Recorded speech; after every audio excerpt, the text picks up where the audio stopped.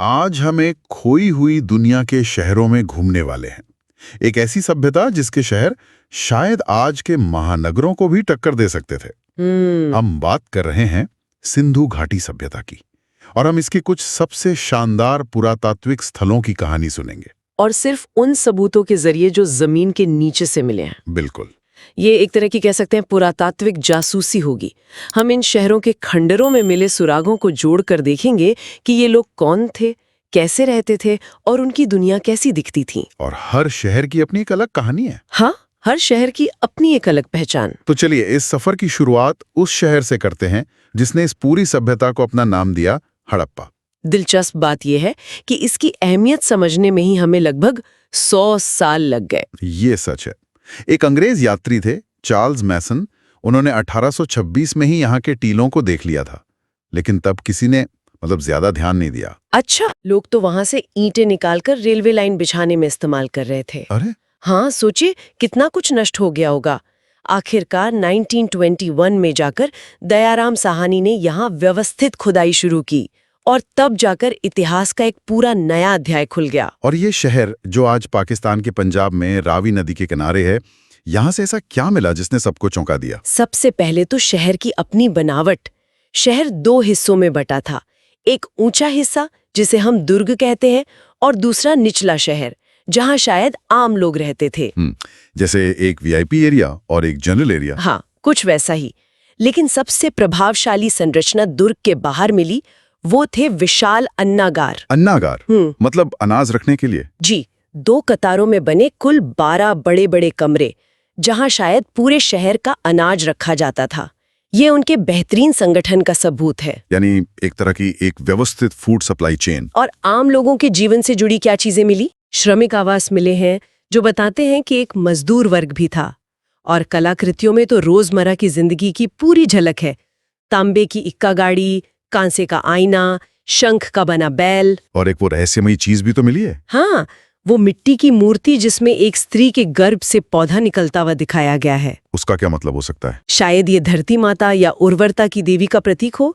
ये सिर्फ उनके भौतिक जीवन नहीं बल्कि उनकी आस्थाओं की भी एक झलक देता है। हड़प्पा से कहानी शुरू हुई, लेकिन इस सभ्यता की भव्यता का असली पैमाना तो शायद मोहनजोदड़ो में देखने को मिलता है ना? बिल्कुल, मोहनजोदाड़ो, जिसका मतलब है मृतकों का टीला। यह सिंध में सिंधु नदी के किनारे बसा था और ये किसी महानगर जैसा था। 1922 में राखालदास बनर्जी ने इसकी खोज की। यहाँ की टाउन प्लानिंग के बारे में बहुत सुना है। वो ग्रिड पद्धति क्या थी? सोचिए जैसे किसी ने ग्राफ पेपर पर पूरा शहर डिजाइन किया हो। सड़कें एकदम सीधी, एक दूसरे को 90 डिग्री के कोण पर काटती थीं। अच्छा। मुख्य सड़कें चौड़ी, गलियां पतली और हर घर व्यवस्थित तरीके से बना हुआ। ये कोई अपने आप बसा शहर नहीं था, ये पूरी योजना के साथ बनाया गया था। और यहाँ की सबसे मशहूर इमारत, वो विशाल स्नानागार, वो सिर्फ एक स्विमिंग पूल तो नहीं रहा होगा? कतई नहीं, वो एक इंजीनियरिंग का चमत्कार है। पक्की ईंटों से बना, पानी के रिसाव को रोकने के लिए बिटुमेन का इस्तेमाल। ये किसी आम नहाने की जगह नहीं थी। तो फिर क्या था? इसके चारों तरफ कमरे और बरामदे थे। ज्यादातर विशेषज्ञ मानते हैं कि ये किसी खास धार्मिक अनुष्ठान से जुड़ा था जहां सामूहिक स्नान का महत्व था। ये उनकी सामाजिक और धार्मिक जिंदगी का केंद्र रहा होगा। यहाँ की कलाकृतियां भी बहुत प्रसिद्ध हैं। एक तरफ वो दाढ़ी वाले पुजारी राजा की गंभीर मूर्ति और दूसरी तरफ कांसे की बनी वो चुलबुली नर्तकी। ये दोनों तो एक दूसरे से बिल्कुल अलग हैं। यही तो मोहनजोदड़ो की खासियत है।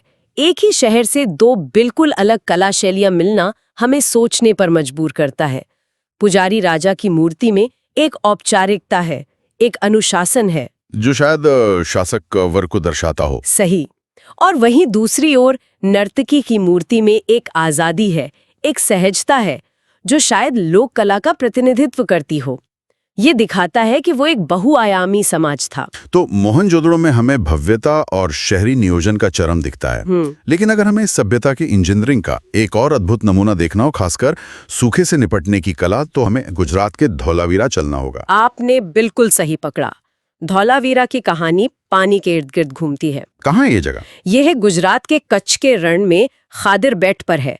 एक ऐसी जगह जहां पानी की हमेशा कमी रही होगी।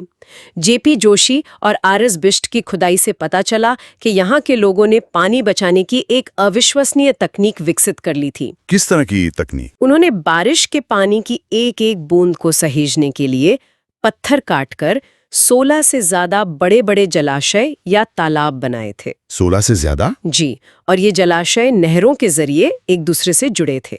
ये उस जमाने की जल अभियांत्रिकी का शायद सबसे बेहतरीन उदाहरण है।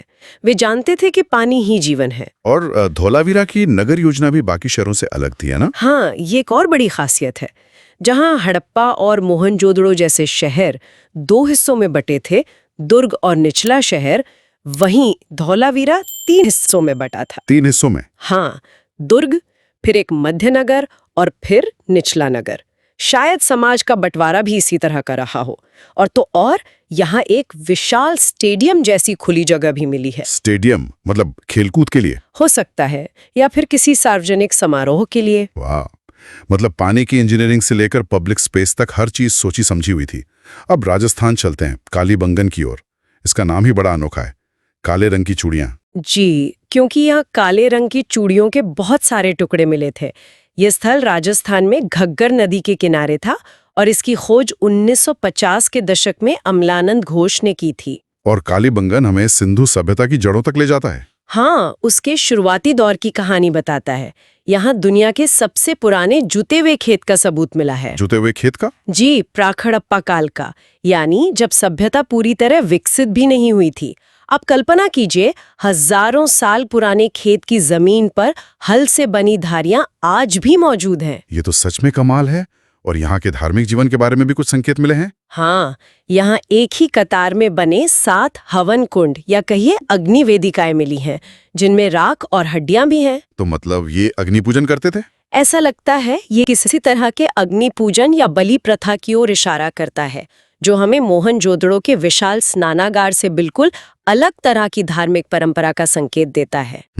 और एक और बात, यहाँ दुर्ग और निचले शहर दोनों की अलग अलग किलेबंदी की गई थी, जो शायद सुरक्षा को लेकर उनकी ज्यादा चिंता को दिखाता है। सुरक्षा और आकार की बात करें तो भारत में आज तक मिला सबसे विशाल स्थल तो हरियाणा में है राखीगढ़ी। जी, राखीगढ़ी, जो हरियाणा के हिसार में है, वाकई एक बहुत बड़ा स्थल है। इसकी खोज सूरज भान ने 1969 में की थी। वहां भी काम चल रहा है ना? हाँ, वहां पे भी खुदाई का काम चल रहा है और नई नई चीजें सामने आ रही हैं। यहाँ से भी अन्नागार, कब्रिस्तान और हड़प्पा लिपि वाली मोहरें मिली हैं। राखीगढ़ी की पूरी कहानी अभी सामने आनी बाकी है। अच्छा, तो ये सभ्यता सिर्फ खेती और शहरों तक ही सीमित नहीं थी, ये एक बड़ी व्यापारिक सभ्यता भी थी। और जब व्यापार की बात आती है तो गुजरात के लोथल का जिक्र जरूर होता है। बिल्कुल, लोथल उस समय का एक व्यस्त अंतर्राष्ट्रीय बंदरगाह रहा होगा। ये अहमदाबाद के पास भोगवा नदी के किनारे बसा था।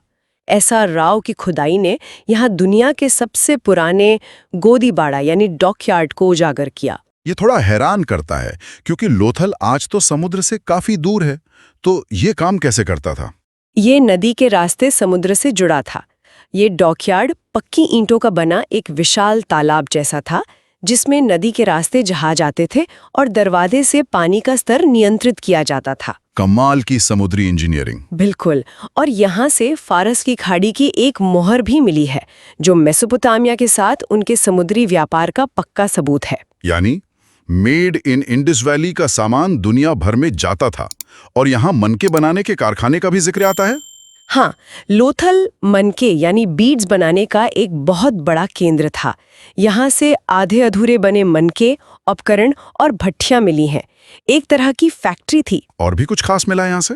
जी, यहाँ से धान की भूसी का मिलना और एक कब्र में स्त्री पुरुष को एक साथ दफनाए जाने का साक्ष्य, जिसे युग्म शवाधान कहते हैं, वो भी इसे बाकी स्थलों से अलग बनाता है। तो हर शहर की अपनी एक स्पेशलिटी थी।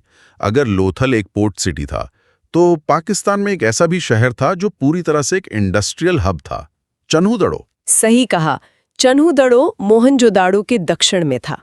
यहाँ की सबसे अजीब बात यह है कि यहाँ कोई दुर्ग या किलेबंदी नहीं मिली। कोई किला नहीं? नहीं, ये शहर शायद शासकों के लिए नहीं बल्कि कारीगरों के लिए था।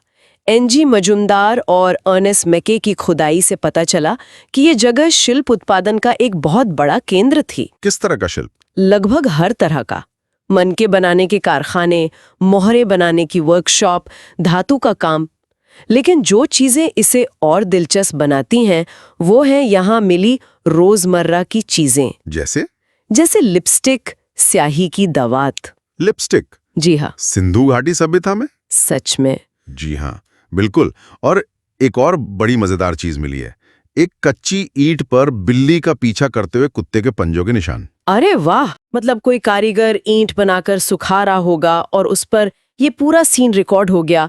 ये छोटी छोटी चीजें हमें बताती हैं कि वो भी हमारी ही तरह की दुनिया में रहते थे। ये सच में एक अद्भुत तस्वीर बनाता है। लेकिन क्या सारे शहर एक ही जैसे व्यवस्थित थे या कुछ अपवाद भी थे? हरियाणा का बनावली शायद ऐसा ही एक उदाहरण है। बनावली एक दिलचस्प अपवाद है। यह प्राचीन सरस्वती नदी के सूखे मार्ग पर स्थित है। आर.एस. बिष्ट ने यहाँ खुदाई की। क्या अलग था यहाँ? यहाँ हड़प्पा के बाकी बड़े शहरों की तरह ग्रिड पैटर्न वाली सड़कें नहीं थीं। सड़कें अरिये थीं, मतलब एक केंद्र से बाहर की ओर निकलती हुई, जैसे तारे की किरणें। और यहाँ जल निकासी की व्यवस्था भी उतनी अच्छी नहीं थी। तो ये थोड़ा कम विकसित शहर था क्या? शायद कह सकते हैं, लेकिन यहाँ से जो चीजें मिली हैं वो बहुत अच्छी क्वालिटी की हैं, जैसे उत्तम किस्म का जौ, तिल और सरसों। और सबसे खास चीज है मिट्टी से बना हल्का एक खिलौना मॉडल। अच्छा, हल्का मॉडल? जी, ये दिखाता है कि हल का इस्तेमाल खेती में होता था, जिसका असली सबूत हमें कालीबंगन के जुते हुए खेत से पहले ही मिल चुका है। हमारी इस यात्रा का आखिरी पड़ाव गुजरात का रंगपुर है। कहते हैं यह हमें इस महान सभ्यता के अंत की कहानी का एक सिरा दिखाता है। हाँ, रंगपुर हमें उस दौर में ले जाता है जब ये सभ्यता अपने पतन की ओर थी। ऐसा राव ने यहाँ खुदाई की। यहाँ से हमें उत्तर हड़प्पा काल के सबूत मिलते हैं। क्या मतलब है उत्तर हड़प्पा काल का? मतलब जब सभ्यता का स्वरूप बदल रहा था। यहाँ धान की भूसी और बाजरा तो मिला है जो शायद बदलते हुए कृषि पैटर्न को दिखाता है, लेकिन यहाँ से वो चीजें गायब हैं जो विकसित हड़प्पा काल की पहचान थी। जैसे कि मोहरे या मातृ देवी की मूर्तियां, वो यहाँ नहीं मिली। तो इसका मतलब व्यापार और शायद पुरानी मान्यताएं भी बदल रही थी। बिल्कुल, शायद लंबी दूरी का व्यापार खत्म हो गया था, संगठित शहरी जीवन बिखर रहा था। रंगपुर एक महान कहानी के आखिरी कुछ पन्नों जैसा है जो हमें अंत की एक झलक देता है। तो हड़प्पा की शुरुआत से लेकर रंगपुर के बदलते स्वरूप तक इन शहरों ने हमें एक पूरी सभ्यता की कहानी सुनाई। ये सिर्फ ईंट और पत्थर के खंडर नहीं है। नहीं, ये एक जीती जागती दुनिया के सबूत हैं। ये तथ्यात्मक यात्रा हमें दिखाती है कि जो कुछ भी खोजा गया है वो कितना विशाल और परिष्कृत था। पर ये एक महत्वपूर्ण प्रश्न भी उठाती है। सिंधु सरस्वती के विशाल मैदान में जहां ये सभ्यता फली फूली, अभी भी न जाने कितने टीरे और स्थल अपनी खोज की प्रतीक्षा कर रहे हैं। सही बात है। भविष्य की खुदाई जब इन अनछुए टीलों की परतों को खोलेगी तो हमें इन शहरों और इनके निवासियों के बारे में और कौन से नए रहस्य पता चलेंगे, ये सोचना ही रोमांचक है।